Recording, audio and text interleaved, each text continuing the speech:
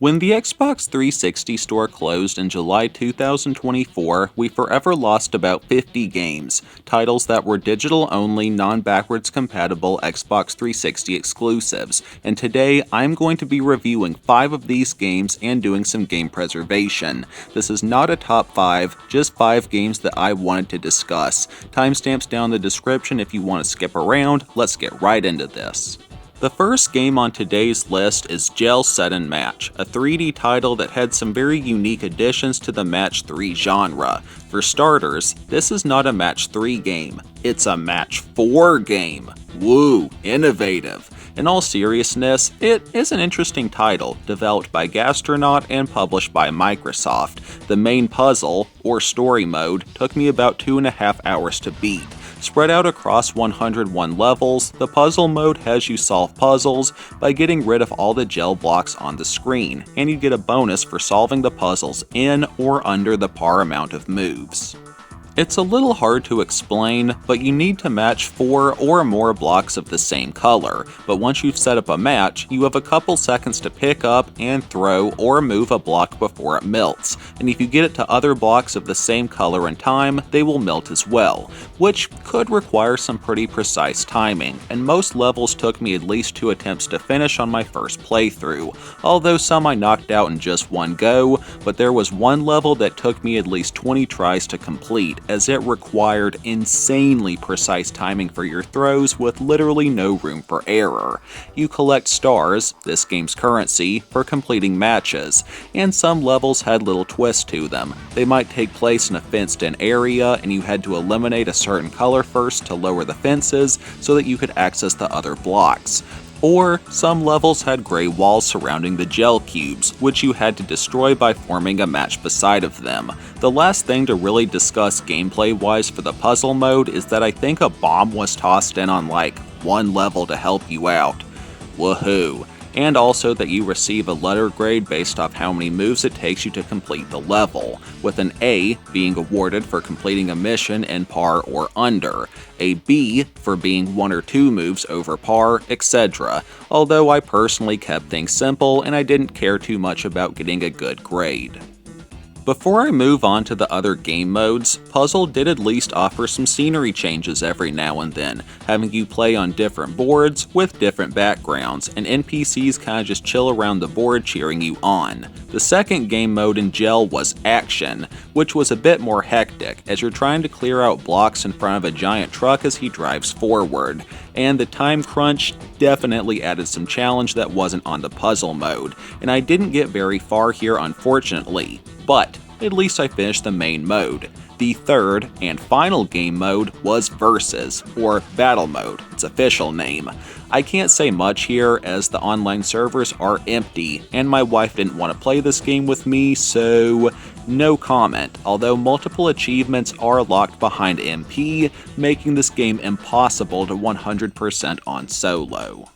This title also has a co-op mode, but again, I had no one to play it with, so I can't say anything about it. Changing topics, I mentioned money earlier. You can use your stars to buy cosmetics for your character, and I bought the pieces needed to turn mine into a zombie. Because, well, zombie gamer cat, but you start off with a purple creature, whatever these things are supposed to be. Graphically, the game looks alright I guess. The soundtrack was decent, with also decent sound effects. Not really any story here, just gameplay. It overall ran well performance-wise, although it got a hair laggy on occasion, but at least the controls were overall simple. In conclusion, I guess I give Gel a 6.2 out of 10 by my grade scale. It's not awful, it's just not really for me. Is it playable? Sure, but definitely not worth the $9.99 that I believe I paid for it. More of a $5 game for sure. Alrighty, Gel out of the way, onto the second game on today's list. The next title for today's video is Puzzle Arcade, developed by CTXM and published by Square Enix. This game doesn't look like much on the surface, and I was honestly surprised by how much content is in this game and by how much I enjoyed it. The game is pretty much a puzzle building simulator, with some twists that I'll get into.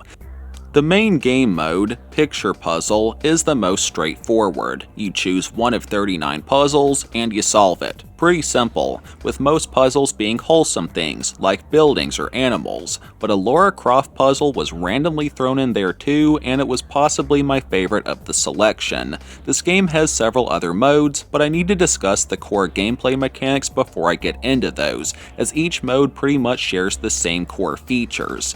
First off, you try to solve a puzzle while also getting the highest score possible, and you earn points for connecting pieces. But you can build up a combo multiplier by quickly connecting pieces, which you do lose after a few seconds of no progress or if you try to connect two pieces that don't match. Pretty simple, and this game does have online leaderboards to motivate the player to do their best.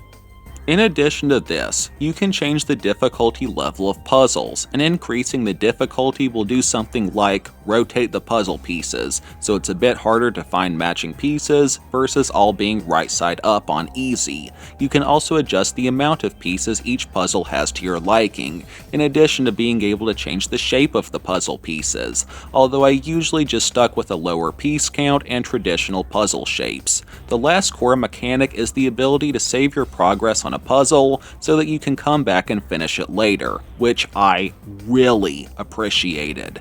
That out of the way, on to discuss the other game modes, with the first that I want to cover being fractional puzzles.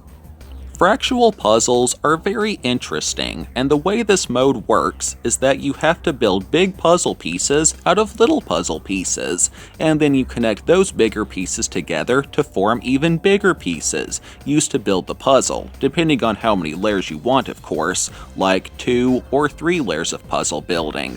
A pretty interesting mode that also has a couple achievements linked to it. The next mode that I want to cover is the challenge mode, where you have to do things like build a puzzle in X amount of time, or trying to build a puzzle while bots move the pieces around, which could be a tad bit annoying.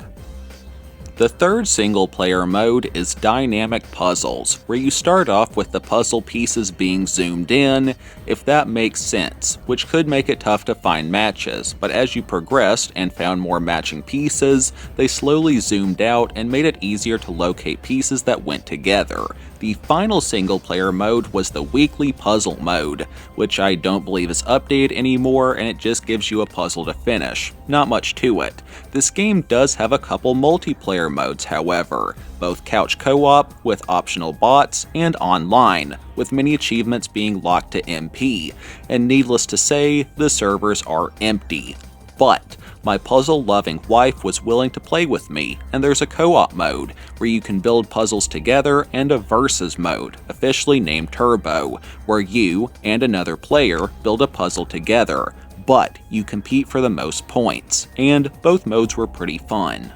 The last main thing that I want to talk about is that this game has a gallery where you can hang puzzles that you finished in single player, although sadly puzzles solved in MP cannot be saved for whatever reason. Graphically, the game looks good I reckon, with a very relaxing soundtrack, and this game even came with a couple of gamer picks. Not a title worth its full price, but I thankfully got it on the end of the 360 store sale, and I give it a 8 out of 10 by my grade scale based off of how much I enjoy it. But I give this game a 9.5 out of 10 by design, as this game does a great job as a puzzle building sim. I just wish there weren't online MP exclusive achievements. A final note is that apparently this game was compatible with the Xbox 360 camera, which apparently you could use to take pictures and then make puzzles with them. Although you can't just upload custom pictures from your hard drive as far as I could tell. Enough said about this game, on to the next one, yo. The third game on today's list is Things on Wheels, a RC racing game developed and published by Load Incorporated. I believe this one was $4.99 before the 360 store closed, and while it's not my favorite racing game on the market, I reckon it was worth the price of one pre-inflation Little Caesars Hot and Ready. The story mode consists of 4 chapters, each made up of 5 levels, and there is a fair share of variety gameplay-wise, with races being for different classes: muscle, sports, and vintage. And there were 4 different types of races: normal races, where you just try to place first, pretty simple; red lantern, where the person in last place for every lap is eliminated until it's just one car left; co-op points, where the cars are divided up into teams and try to gain points. Although I had no idea how the point system actually worked, and as long as you came in first, you'd be fine. And then there was co-op first, which is pretty much co-op points, but without the points. And whatever team has the player winning first wins the event. Not a lot to it. Now, I will go ahead and admit it. I suck at racing games. It's one of my weakest genres, and as a result, I played this game on the easy difficulty, although I did attempt several levels on normal. I found things on wheels to be a bit harder than some racing games that I've played, as some of the cars were challenging to control, so I usually try to choose a car with better handling stats. And this game has a pretty fair selection of vehicles, all with different statistics, and you could also change the car color to your liking, and I mostly stuck with black, my favorite color, although I did choose some color variety for the video. As for the racing itself, Things on Wheels has some kart racer elements to it, with a power-up system, being a speed boost, a shield, a frost attack, and an electric attack, which slows down your opponents and you drive over a power-up to acquire it. Pretty simple. The tracks themselves could be a bit tedious at times, but they were pretty detailed and fun to look at. Now, I mentioned a sandbox mode earlier. It's pretty much just a big area for you to drive around in and to get a feel for how the vehicles drive. Not a lot going on there. In addition to a story and a sandbox mode, there was also an arcade mode, which held all of the game modes available in story, but it also has a time trial mode, where you had to beat a clock in a single lap, and an endurance mode, where a timer is set, and the driver who goes the furthest distance in that time wins the race. Going back to the story mode, the story itself was pretty lighthearted, with a happy ending, and the story is learned by reading optional blog posts that your character uploads online, with an achievement for reading all of said post. Graphically, this title handled its blend of cartoonish and realistic graphics well. The sound effects were okay, and the soundtrack, let's just say that I had my own music in the background while playing. But overall, I think I give this title a 7.9 out of 10 by my grade scale. A nice little game that I overall had fun with, and I even convinced my lovely wife to play it with me on one occasion. Going on to the fourth game on today's list is Fire Pro Wrestling, developed by Spike Chunsoft and published by Microsoft, and this is probably the most well-known game on this list, and it's an enjoyable experience even if you're not big into wrestling games, as is the case with myself. The game doesn't have much of a story, and it largely just focuses on wrestling and trying to build the best wrestler possible, as this game has a pretty in-depth progression system, giving you skill points when you level up, which can be distributed among 6 abilities, or skills if you will, being power, affecting how much damage you deal with your attacks, speed, technique, stamina, toughness, and luck, with some moves being locked behind stat levels, and you earn XP by fighting various opponents spread out among 54 matches in 3 game modes, and while you earn a little bit of XP from losing matches, the big XP payday obviously comes from winning. You can also learn new moves and gain clothes unlocks by winning matches and by wrestling opponents for the first time. In addition to experience points, you also earn cash from matches, which can be used to purchase cosmetics, such as new shirts or gloves. But I didn't really mess with these, as I am personally quite happy with my avatar outfits as is, although it was nice to have some in-game clothing options. A bit more about the main single-player game modes. You have Casual, Champion, and Underground, with Casual being the easiest of the 3, and every game mode has 18 matches, for a total of 54 matches, followed by a final boss, which, according to achievements, less than 3% of players have beat. In addition to holding single-player modes, it also has local versus matches, in which you cannot earn XP, and also online multiplayer. and the servers are still up, they're just empty. I checked several times, and no one seems to be playing this game anymore, really. Message me on GameRam if anyone who owns this is ever up for a game, by the way. But at least my wife and I had some fun playing together on Couch Versus. There's also a tutorial mode, and occasionally minigames are tossed in after a match, which offer a chance to earn some extra XP. I believe these are random in when they occur, but one is where you try to break out of a pinfall in as close to 3 seconds as possible, and another quick time-ish minigame where you and an opponent exchange blows to try to knock each other out. And apparently there is a third minigame from what I gathered from the achievement descriptions, but I never got it once in the entire game, so no comment. Graphically, the game looks good for what it is, with many fun arenas to wrestle in, with avatars watching matches in the background, which really added some personality to this game in my opinion. The soundtrack is pretty solid, with good sound effects as well, and I give this game a 8.6 out of 10 by my grade scale. As a couple of side notes, 1. It is sadly now impossible to get all the achievements for this game unless you purchase the now delisted DLC before the store closed, which I sadly didn't, but given the chance, I would buy it. And 2, this game came with 2 gamer picks and 3 avatar awards, 2 of which I happen to unlock, so some nice little bonuses. And yeah, Fire Pro Wrestling. That's all from me in regards to that game. On to the next and final game on my list, which is, well, it's a bit of a stinker.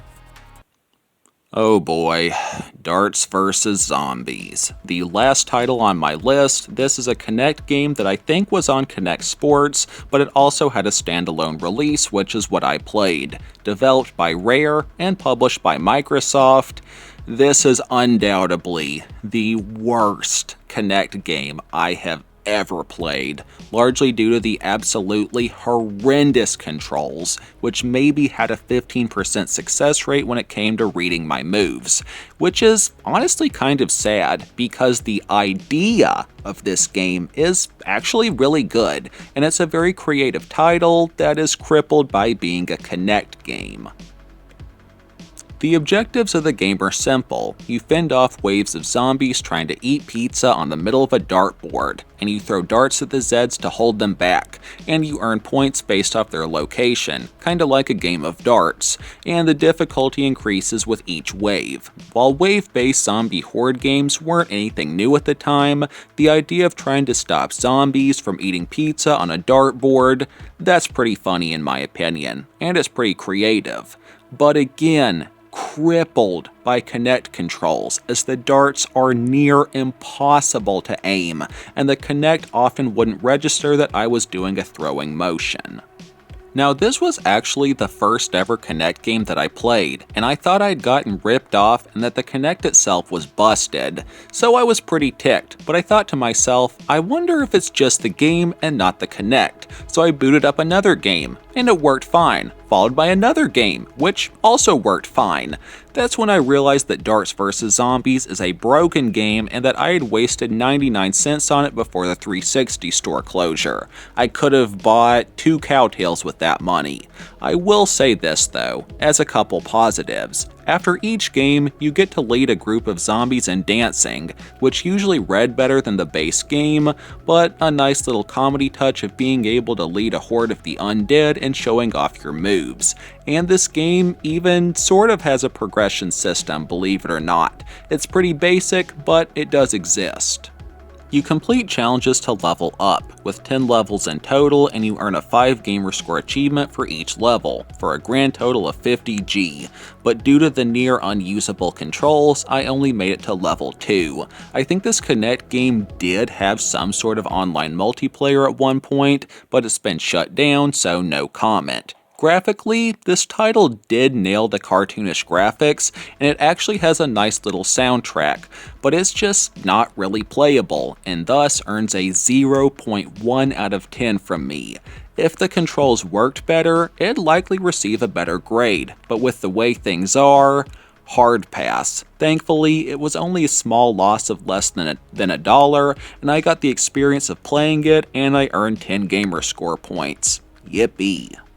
And yeah, 5 Xbox 360 games you can no longer play via legitimate means unless you purchase them before the store closure. I hope y'all enjoyed watching because this video took a lot of work. If you enjoyed this vid, feel free to check out the first episode I did a while back, link in the end card and the pinned comment. And maybe sub if you want to see more vids like this, and let me know your thoughts down in the comments. Have you played any of these games? Which is your favorite? Tell me down below. As far as our Bible verse of the day, I read from 1 Peter chapter 1 verse 13 NIV. Therefore, with minds that are alert and fully sober, set your hope on the grace to be brought to you when Jesus Christ is revealed at his coming. And that's it for today, folks. Thanks again for watching. And as always, none of my content is made by AI, and I do not consent to my voice and likeness being replicated or copied by AI in any way, shape, or form. Take it easy, y'all. Jesus loves you. Thanks again for watching. Peace. For a grand total of 50G, due to the and an endurance mode, where a timer is set, and the driver who goes the furthest